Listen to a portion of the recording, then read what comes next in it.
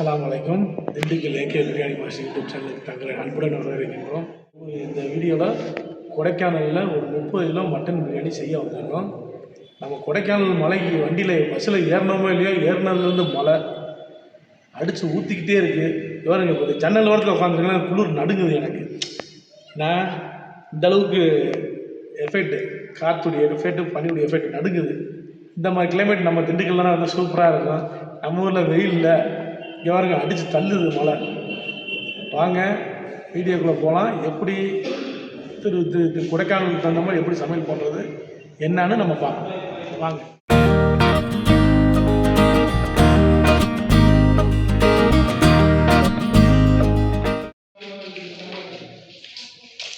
மக்களே, இப்போ வந்து நம்ம வேலை பார்க்குறது வந்து பள்ளிவாசலில் நம்ம வேலை பார்க்குறோம். இது வந்து ஹீட்ரு,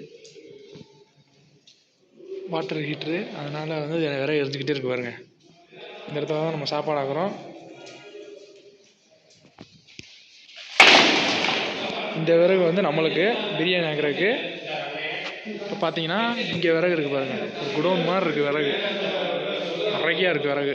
இந்த விறகுனா எதுக்குன்னா இந்த ஹீட்ரு இருக்குது பாருங்கள், அது இதுக்காண்டி பள்ளிவாசல் யூஸ் வச்சுக்காண்டி வச்சுருக்காங்க. நம்ம அதனால் இதில் எடுக்கலை.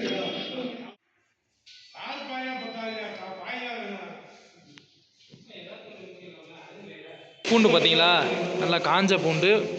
அதனால் நம்ம திண்டுக்கல்லேருந்தே வாங்கிட்டு வந்தாச்சு. பூண்டு திண்டுக்கல்ல தான் வருது. மழை டைமா, மழையில் வந்து எப்படி இருக்குன்னு தெரியாது பூண்டு, அதனால் வாங்கிட்டு வந்தாச்சு.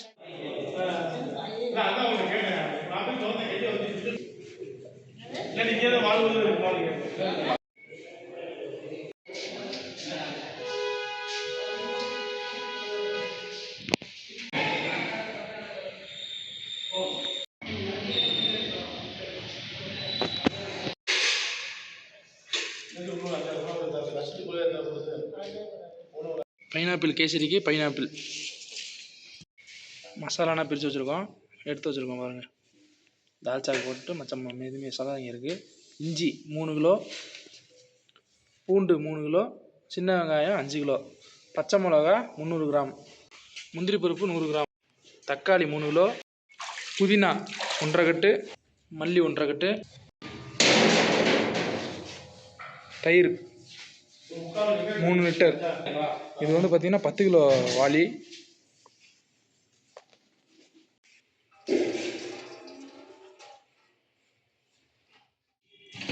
பல்லாரி வெங்காயம் 3 கிலோ, பட்டை கிராம்பு ஏலக்காய். பட்டை 240, ஏலக்காய் 120, கிராம்பு 30 கிராம். ரீஃபண்ட் ஆயில் ஊற்றிக்கலாம்.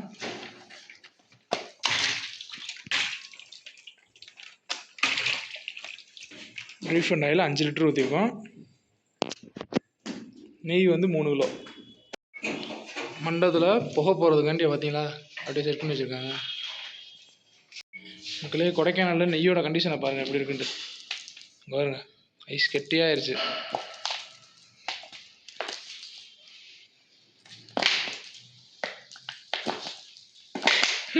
கஷ்டப்பட்டு உடைக்கிறதா இருக்கு, வரமாட்டேங்குது பாருங்க.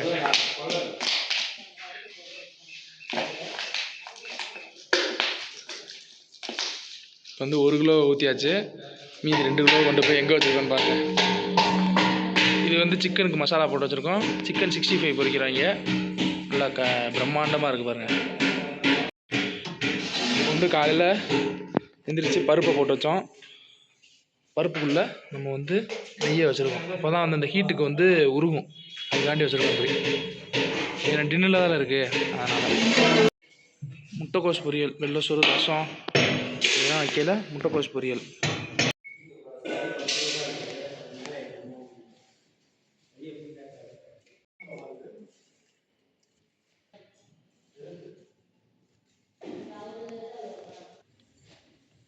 விறகுனா ஏற்றியாச்சு.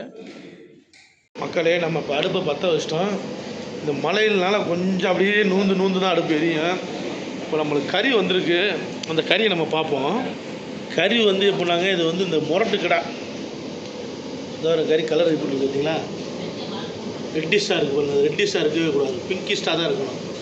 நம்மளுக்கு இந்த ரெட்டிஷ்டாக இருக்கிற காரணமே அதுதான். பாருங்க, தெரியுதுங்களா? கருப்பாக இருக்குது பாருங்க. அந்த மாதிரி இருக்கக்கூடாது கறி. இது வந்து எப்படின்னா கொஞ்சம் முத்துன கடை.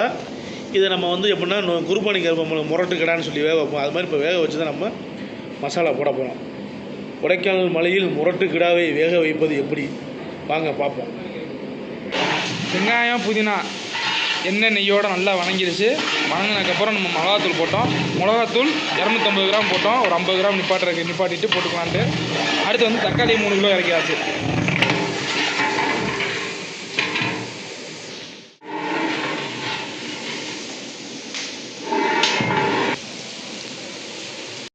இங்கே பாருங்கள், புகை நல்லா அடித்து தள்ளிக்கிட்டு இருக்கு. மலை பிரதேசத்தில் விறகு வந்து எரியுது ரொம்ப கஷ்டம். பார்த்தீங்களா? இப்படியோ பிரியாணி அடுப்பு பிடிச்சி எரிஞ்சிக்கிட்டு இருக்கு. அதே அமருது, எரியுது, அமருது, இப்படியே நடந்துக்கிட்டு இருக்கு. இப்போ வந்து மட்டன் இறைக்கலாம். முரட்டு கிடா கறி எப்படி வேக வைக்கலான்னு நம்ம பார்ப்போம்.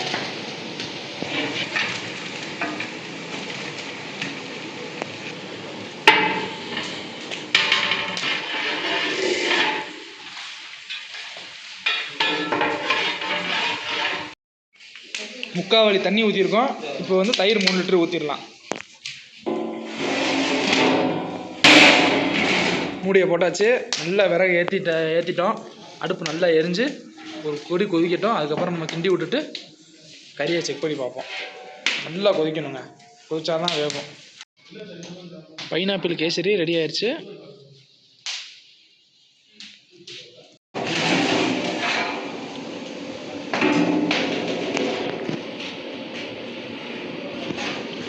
இப்போ வந்து ஒரு அரை மணி நேரம் விட்டோம்.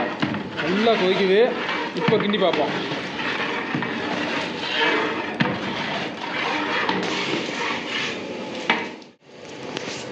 தால்ச்சா பாருங்கள், கத்திரிக்காய் அப்படியே முழுசாக இருக்குது. வேகணும் நல்லா. அடுப்பு பாருங்கள், கறி வந்து 40% வந்துடுச்சு. மசாலாவை போட்டாச்சு. இஞ்சி, பூண்டு, சின்ன வெங்காயம், பட்டை, கிராம்பு, ஏலக்காய், மல்லித்தலை, பச்சை மிளகா எல்லாத்தையும் போட்டாச்சு. இருக்கு மசாலாவோட கறி மீதி 80% வந்துருச்சு. அப்படின்னா நம்ம உலைக்கு தண்ணி ஊற்றிட்டு அரிசியை ஊற போட்டுருவோம். இப்படி பாருங்கள், எண்ணெய் நல்லா பிரிஞ்சு வந்துருச்சு. பார்த்தீங்களா? பச்சை மிளகா கலர் மாறிடுச்சுன்னா நம்ம கறியை செக் பண்ணி பார்ப்போம். மசாலா போட்டாலும் கலர் போடும்.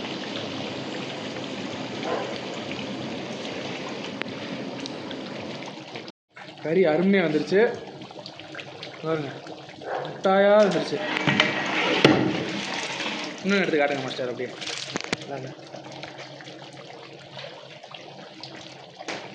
வாங்க, வேகாத முரட்டு கடா கறி. அப்படிப்பட்ட கறியவே நம்ம வேக வச்சிட்டோம் பாருங்கள். எப்படி இதுதான் பக்குவம். இது எப்படி சாத்தியம் அப்படின்னா, நீங்கள் எல்லா விறகையும் ஹையிலே வச்சு எரிச்சிங்கன்னா இது கட்டாயம் சாத்தியம் இல்லை. கொஞ்சம் லோவில் எரிச்சிங்க அப்படின்னா இந்த மாதிரி நீங்கள் அப்படியே பாருங்கள். பாய் எப்படி பாய் கறி நல்லா வந்துருச்சா பாய்? நல்லா கறி வந்துருச்சு. இனி நம்ம அரிசியை ஊற போட்டுடலாம். அரிசியை ஊற போட்டோம் அப்படின்னா உலைக்கு தண்ணி ஊற்றிட்டு மூடியை போட்டுருவோம். அப்புறம்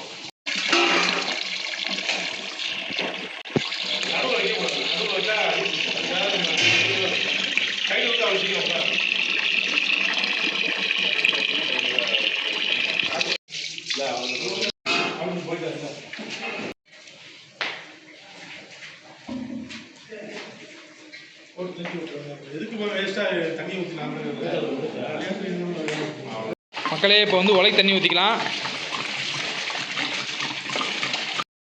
இப்போ வந்து 2வது கேன் தண்ணி ஊற்றுறோம். மொத்தம் நம்ம வந்து 26 படி தண்ணி ஊற்ற போகிறோம். 2 கேன் ஊற்றியாச்சு. இப்போ ஒரு படி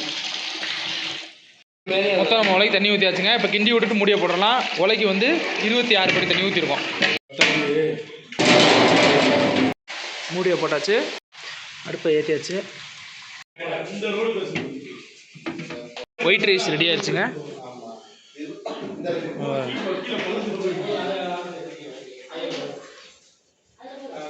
நல்லா உதிரி உதிரியா ரசம். மக்களே உலை கொதிக்குது. இப்போ வந்து அரிசியை போட்டுக்கலாம்.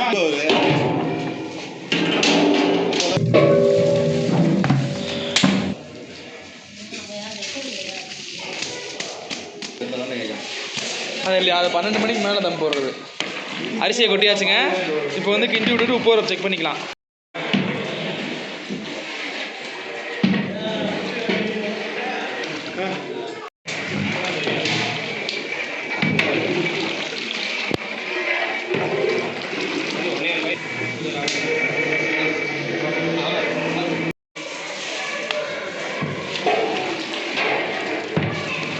நல்லா கொதிக்குது.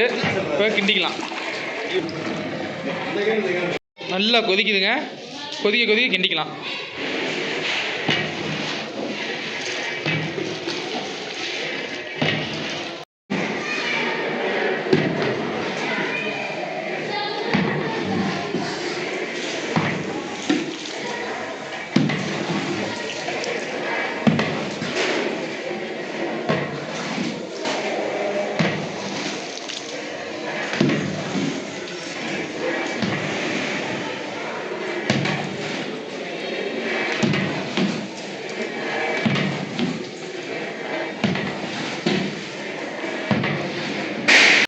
மாஸ்டர் அரிசியுடைய பக்குவத்தை பார்க்குறாரு. அரிசி அமைக்கி பார்த்து தம் போட்டுடலாம். கரெக்டாக இருக்குங்க. தம் போடுற ஸ்டேஜ் ஆகிடுச்சு. இனி நம்ம வந்து தம் போட்டுடலாம்.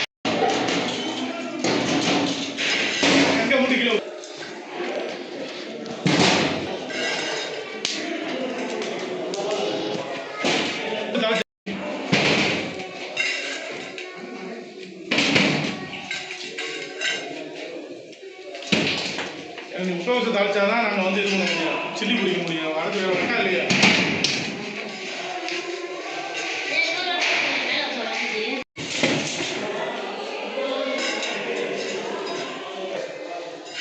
தம் போட்டாச்சு மக்களே. ஒரு அரை மணி நேரத்தில் தம் போட வச்சுக்கலாம். ஏன்னா மலைப்பகுதி, அதனால் வந்து ஒரு 40 நிமிஷம், அரை மணி நேரம் இந்த மாதிரி டயத்தில் தான் நான் தம் உடைக்கணும். அதுக்கு முன்னாடி தம் உடைச்சிங்க அப்படின்னா தம் ஆயிருக்காது, லேட்டாக தம் ஆகும். அதனால் முட்டைக்கோஸ் பொரியலுக்காண்டி நம்ம ரெடி பண்ணிட்டோம். அவ்வளோதான், முட்டைக்கோஸ் பொரியல் ரெடி ஆயிடுச்சு. மக்களே தம்மு ரெடி ஆயிடுச்சு. நம்ம தம்மு உடைக்கலாம். ஆஹாஹா, அருமையாக இருக்குங்க சாப்பாடு.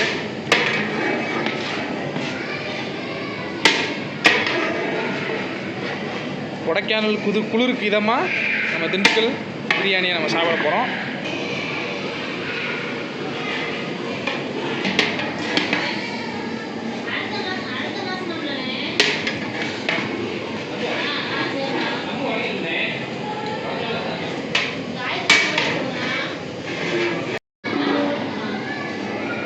வந்து சாம்பிளுக்கு சாப்பாடு எடுத்துக்கலாம்.